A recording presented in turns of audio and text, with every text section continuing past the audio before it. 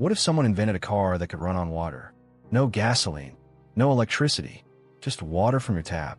Now imagine that person suddenly drops dead in a restaurant parking lot, moments after meeting with foreign investors. His final words? They poisoned me. Was this a tragic coincidence, or a cover-up to protect trillion-dollar energy empires? This is the chilling story of Stanley Meyer, the man who said he'd solve the world's energy crisis, and may have paid the ultimate price for it. Stanley Allen Meyer wasn't your typical inventor. He wasn't backed by a government think tank or a Silicon Valley startup. He was a self-taught engineer from Grove City, Ohio, a man who claimed he had cracked the code to the world's biggest problem, fossil fuel dependency. He called it the water fuel cell, and he said it could make gasoline obsolete forever. His invention wasn't a theory. It was built into a functioning dune buggy. Meyer claimed the car could travel across the country on just 22 gallons of water. No oil changes, no emissions, just clean energy extracted from ordinary H2O. It wasn't long before Stanley started making headlines. Local news stations broadcast his bizarre water-powered dune buggy across the country. Reporters were stunned. Investors became intrigued. And behind the scenes, governments, oil companies, and skeptics started asking questions. Meyer's fuel cell system wasn't a conventional hydrogen setup. It didn't rely on high-pressure tanks or complex chemical processes. Instead, he claimed to use a process called resonant electrolysis, a low-energy way to split water molecules into hydrogen and oxygen. Using a pulsed electrical signal and high-voltage frequencies, Meyer said his system required less energy input than the energy output gained from burning the hydrogen gas. That claim alone made the scientific community raise its eyebrows. To most physicists, this defied the first law of thermodynamics, the principle that energy cannot be created or destroyed. But Meyer insisted he had discovered something different, and he secured multiple U.S. patents detailing his fuel cell's design and operation. Many who saw his demonstrations believed him. He even showed reporters how ordinary tap water, when poured into his fuel cell, could power the vehicle on command. Meyer was convinced this was the future. He believed wars over oil could become a thing of the past, and that the entire world could be re-engineered to run on clean, unlimited fuel. In the early 90s, Meyer's story exploded into the mainstream. He was featured on local TV stations, in science magazines, and at energy expos around the world. He gave interviews where he talked about ending oil wars, reducing pollution, and freeing developing nations from energy poverty. He had big dreams and bold statements to match. He turned down major investment offers from oil companies. He claimed they wanted to bury his invention, not develop it. Instead, he sought support from private investors and foreign governments. By 1996, things looked promising. He had dozens of interested parties lining up to see the technology firsthand. But behind the scenes, things were about to unravel. That same year, 2 of Meyer's investors sued him. They accused him of fraud, claiming that his water-powered car was nothing more than an elaborate hoax. They alleged that the dune buggy was actually powered by a hidden gasoline engine, and that Meyer had scammed them for hundreds of thousands of dollars. The case went to court. Meyer represented himself, but the court sided with the investors. Experts testified that his claims violated fundamental laws of physics, and the judge labeled it a fraud. Despite this legal blow, Meyer never backed down. He continued to defend his invention publicly, claiming the courts were manipulated by powerful energy interests, and that he was being watched. March 20th, 1998, Stanley Meyer had dinner at a Cracker Barrel restaurant in Grove City, Ohio. He was there with his brother Stephen and 2 Belgian investors who were reportedly interested in taking the water fuel cell global. During the meal, Meyer took a sip of cranberry juice. Suddenly, he stood up, clutching his throat. He stumbled outside and collapsed in the parking lot.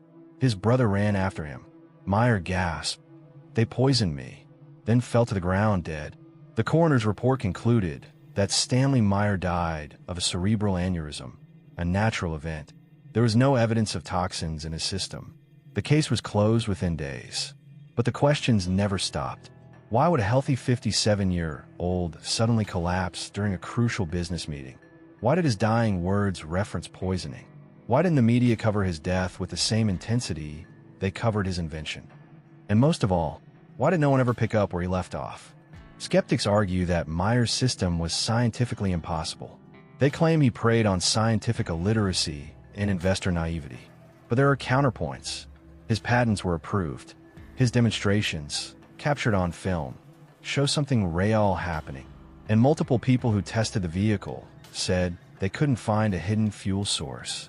The lack of reproducibility is suspicious. But could that be because the original schematics were seized, altered, or destroyed? Meyer's workshop was reportedly ransacked just weeks after his death.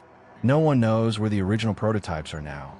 Stanley Meyer isn't the only name on this list. Inventors like Daniel Dingell in the Philippines and Paul Pantone in the US claim to have created similar energy systems. They were ridiculed, sued, or imprisoned.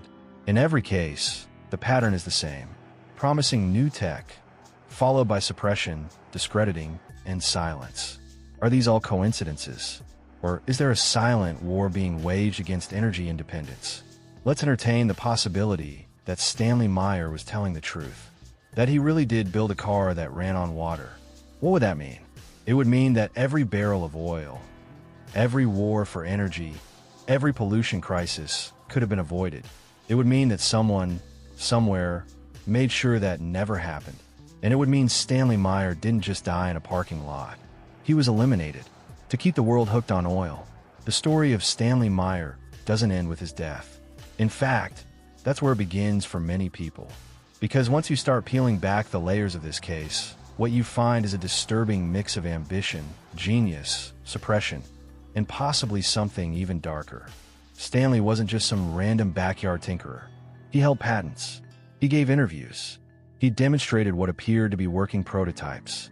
He inspired investors, captivated journalists, and alarmed powerful interests. And then, just like that, he was gone. A man who spent years trying to change the world collapsed in a parking lot after a single sip of juice, with his final breath claiming he was poisoned. Coincidence? Maybe. But let's be honest.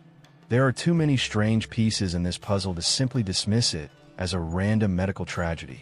Especially when you realize how many others, scientists, engineers, inventors, have tried to bring radical energy technologies to the public and ended up silenced, sued, or dead.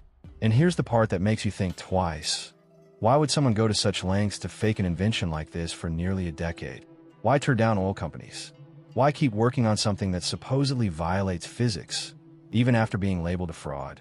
Wouldn't a true scammer just cash in and vanish? But Stanley didn't vanish. He kept pushing. And even after the lawsuit, even after the ridicule, he insisted his work was real. More importantly, look at how fast his death was brushed aside. No major media investigations. No real autopsy controversy. No follow-up from science journals or watchdog groups. Just a quiet ending to a very loud life. And yet, decades later, here we are, still talking about him. Still wondering if he found something we weren't supposed to know. Still asking whether the world was robbed of a clean energy revolution. Because if Stanley Meyer's fuel cell really worked, even partially, then we have to face a horrifying reality. That we've been trapped in an energy system designed not for progress, but for control. That wars, pollution, and poverty might be the byproducts of greed rather than necessity. That there are forces who benefit more from keeping us dependent than setting us free. And that's what makes Stanley's story so powerful. It's not just about water or hydrogen or fuel cells. It's about the bigger question: what else are we not being told? Maybe Meyer wasn't a messiah. Maybe he was just a man with a flawed invention and a brilliant marketing pitch. But even then, he represents something larger. A symbol of curiosity, resistance, and the desire to push past the limits that powerful systems place on innovation. His story is a warning that the moment you challenge the status quo, you become a target. And the closer you get to shaking the foundation, the more dangerous it becomes. So ask yourself, was Stanley Meyer silenced because he was lying, or because he was telling the truth? Either way, his mystery remains. And until someone truly replicates or debunks his work with total transparency, the shadow he left behind will only grow darker. This isn't just a story about science. It's a story about power. And some stories are too dangerous to be told.